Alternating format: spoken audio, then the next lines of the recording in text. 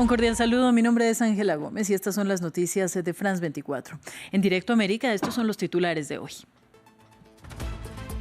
Steve Witkoff viajará a Moscú la próxima semana para discutir el plan de paz para Ucrania presentado por Estados Unidos, y el secretario del Ejército estadounidense Daniel Driscoll viajará a Kiev esta semana. Ambos intentan abordar los puntos sensibles mientras una filtración de contactos previos con Rusia enrarece el ambiente. Tenemos reporte. Sube a 13 el número de muertos por un incendio en varias torres residenciales de 31 pisos en Hong Kong. Un bombero se encuentra entre los fallecidos. Se desconoce aún la cantidad de personas atrapadas entre las llamas. Y hay ya varios heridos, incluidos también bomberos que atienden la emergencia, en la que es una de las zonas más densamente pobladas del distrito. Y en Francia, el máximo tribunal administrativo confirmó la condena contra el expresidente Nicolas Sarkozy por el denominado caso Pygmalion, por financiación ilegal de su campaña en 2012. Se trata de su segunda condena penal definitiva.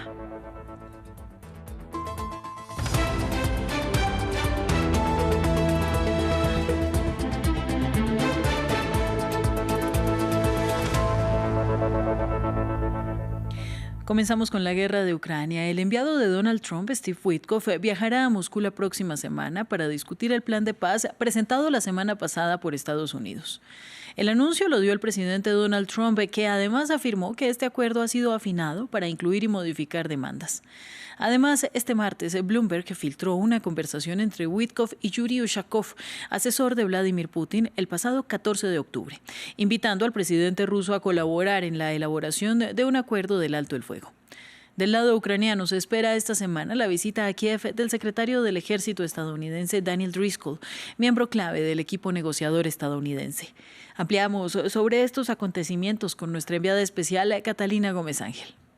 La filtración de estas conversaciones ha tenido gran eco en la opinión pública local. La mayor parte de la población ucraniana ha sido siempre muy crítica con Steve Witkoff, al que acusan de defender los intereses de Moscú. Señalan que nunca ha venido a Kiev para entender la realidad del país y reunirse aquí en el terreno con el presidente Volodymyr Zelensky. Esto lo confirmaba de cierta manera esta conversación en la que Witkoff le dice a su contraparte rusa que para que haya paz, Rusia tiene que tener el control de esta región ucraniana de Donetsk, donde se libran algunas de las principales batallas actualmente, donde los rusos avanzan poco a poco, pero también pierden una gran cantidad de hombres en este avance, y en la cual Kiev todavía tiene en control al menos el 20% de su territorio, aunque según Daniel Driscoll, el secretario del Ejército norteamericano que ha estado liderando estas conversaciones en los últimos días, dice que Ucrania podría perder eventualmente y que por eso necesita hacer este acuerdo. Lo que sabemos hasta el momento es que Witkoff viajará a Moscú a reunirse con el presidente Putin, según lo ha dicho el presidente Trump, que defendía a Witkoff diciendo que esta actitud o estas declaraciones de las cuales se oyen en estas conversaciones que fueron filtradas es normal. En un negociador, Witkoff le tendrá que presentar al presidente Putin ese nuevo acuerdo que fue planteado por Estados Unidos, Ucrania y Europa de 19 puntos, mientras que Driscoll vendrá a Ucrania a hablar con el gobierno de este país sobre los 3 puntos que son más críticos en este momento, que son las garantías de seguridad para Ucrania, especialmente su posible ingreso en un futuro a la OTAN, y también ese tema de los territorios, especialmente de esos territorios que se le obligaría a ceder a Ucrania. Zelensky ha dicho que uno de los temas más críticos es ese reclamo del presidente Putin de reconocer legalmente esos territorios que ha ganado durante la guerra. La presidenta de la Comisión Europea, Ursula von der Leyen, declaró ante el Parlamento Europeo que el bloque debe mantener la presión sobre Rusia hasta que se logre una paz justa y duradera. Aún así, la diplomática elogió los esfuerzos liderados por el presidente estadounidense Donald Trump para poner fin a la guerra. So far, we have seen no signs from Russia Hasta ahora no hemos visto señales de que Rusia esté realmente dispuesta a poner fin a este conflicto, así que tenemos que mantener la presión sobre Rusia. Pero también es nuestro deber participar en todos y cada uno de los esfuerzos que puedan llevar a una paz justa y duradera. Sabemos que no será fácil, pero tenemos que encontrar la manera de avanzar. Tenemos que encontrar la manera de detener las matanzas, ayudar a Ucrania a reconstruir, devolver a los niños y reunir a las familias. Tenemos que encontrar la manera de proporcionar seguridad duradera para Ucrania y para nuestro continente en su conjunto. Y nos vamos a Francia porque el Tribunal de Casación francés, el máximo tribunal administrativo del país, confirmó la condena de Nicolas Sarkozy en el caso por financiación ilegal de su campaña de 2012. Esto supone la segunda condena penal definitiva contra el expresidente tras su condena en el caso de las escuchas telefónicas. La magistratura argumentó que Sarkozy había dado consentimiento a su personal para que incurriera en gastos de campaña a su nombre. En esta sentencia, el tribunal ordenó ajustes de la pena privativa de la libertad. El expresidente Gallo, quien mantiene su inocencia, fue encarcelado por 3 semanas en la prisión de la Santé, algo sin precedentes para un exmandatario en la historia de la República Francesa, para luego ser puesto en libertad bajo supervisión judicial el pasado 10 de noviembre, por permitir financiación libia de su campaña de 2007. En otros temas, Líbano y Chipre firmaron un acuerdo de demarcación marítima. Así lo anunció la presidencia libanesa, allanando el camino para una posible exploración energética offshore en el futuro. Nos cuenta sobre este tema nuestra corresponsal en Beirut, Etel Bonet. El Líbano y Chipre cierran finalmente la limitación de su frontera marítima, un expediente abierto desde hace casi 20 años y que Beirut necesitaba desbloquear para avanzar en su agenda energética. La firma en el Palacio Baabda, acompañada por la visita oficial del presidente chipriota, permite a ambos países fijar con claridad sus aguas y abrir la puerta a futuras exploraciones, un terreno en el que el Líbano lleva años acumulando retrasos y pérdidas de interés por parte de las compañías internacionales. Para el gobierno libanés, el acuerdo no es solo técnico, forma parte de un esfuerzo más amplio por estabilizar todas sus fronteras marítimas y presentar un marco claro a los inversores. Tras años de crisis interna y tensiones regionales, Beirut busca proyectar una imagen de Estado capaz de cerrar negociaciones complejas, incluso cuando parte de su clase política rechaza el trazado actual. La decisión de adoptar la línea media alimenta críticas de quienes creen que el país podría haber asegurado una mayor superficie marítima, pero el Ejecutivo apuesta por un criterio que considera jurídicamente sólido y defendible ante la comunidad internacional. La reacción de Israel introduce un elemento adicional. Su ministro de Defensa, Israel Katz, asegura que su país está revisando el acuerdo marítimo con el Líbano, al que atribuye puntos débiles. Una señal de que cualquier movimiento en el Mediterráneo Oriental se interpreta en clave estratégica mucho más allá de los actores directamente implicados. Aún así, Beirut ve en este avance un paso imprescindible. Delimitar con Chipre permite reducir incertidumbres y preparar el terreno para una etapa en la que el país espera por fin transformar discusiones técnicas en resultados tangibles. Un incendio masivo arrasa varias torres residenciales en Hong Kong, mientras sube a 13 el número de muertos y cuando todavía hay residentes atrapados entre las llamas, aunque el Departamento de Bomberos no puede confirmar cuántas. Mientras siguen los esfuerzos de extinción, una columna de humo negro continúa elevándose desde las torres de 31 pisos que albergan 2.000 apartamentos residenciales.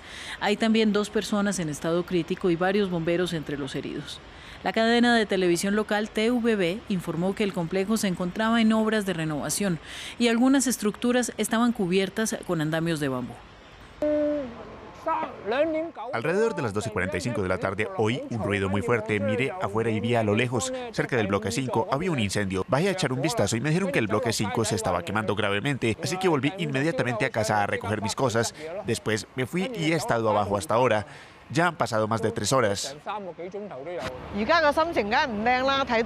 Claro que no me siento bien ver tantos bloques en llamas, algunos de ellos ardiendo hasta dentro de las casas de la gente. ¿Cómo podría alguien sentirse bien? Aunque el incendio de nuestro bloque parece estar extinguido, ver los incendios por todas partes todavía te hace sentir fatal. Pasamos a la India porque 10 grandes sindicatos organizaron manifestaciones en todo el país para protestar contra las amplias reformas laborales del gobierno, que según este simplifican los códigos anteriores. Los asistentes a las marchas rechazan las medidas porque, según ellos, favorecen principalmente a los empleadores. Veamos el informe.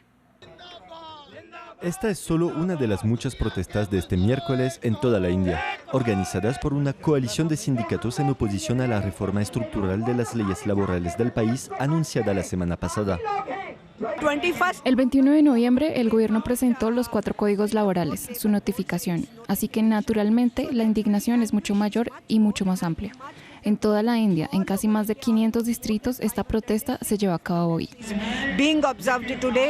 Diseñada para, como dice el gobierno, simplificar las 29 leyes laborales existentes desde la era colonial, la nueva legislación se concentra en 4 códigos principales, reduciendo 1.400 reglas a alrededor de 350. El gobierno destacó los beneficios de la reforma, como la ampliación de la seguridad social a los trabajadores de plataformas y el permiso para que las mujeres trabajen turnos nocturnos. Se incluyen también medidas de seguridad, así como la extensión de los beneficios por maternidad. Algunos líderes sindicales rechazan la reforma, afirmando que esta favorece en gran medida a los empleadores, ya que los nuevos códigos permiten turnos más largos en las fábricas y facilitan que las empresas más pequeñas despidan empleados. Los derechos de los trabajadores están siendo atropellados y el gobierno justifica la medida con una avalancha de mentiras, diciendo que los códigos beneficiarán a los trabajadores. El presidente indio Narendra Modi dijo que la reforma es una oportunidad para reducir leyes laborales restrictivas que se consideran un obstáculo para la inversión extranjera en la quinta economía más grande del mundo. Esto ocurre en un momento de alta incertidumbre económica y cuando el país enfrenta aranceles del 50% impuestos por Estados Unidos. El presidente taiwanés Lai Ching-te anunció que su gobierno propondrá $40.000 millones adicionales en gastos de defensa durante 8 años, con el objetivo de disuadir una posible invasión china. Este paquete de financiación no solamente impactará significativamente nuevas adquisiciones de armas desde Estados Unidos, pero también mejorará considerablemente las capacidades de Taiwán, según declaró un alto funcionario taiwanés al Washington Post. Los anuncios se producen mientras aumenta la tensión por la isla entre Tokio y Beijing, tras las declaraciones de la primera ministra japonesa Sanae Takaichi, quien sugirió que Japón podría intervenir militarmente en cualquier ataque contra Taiwán.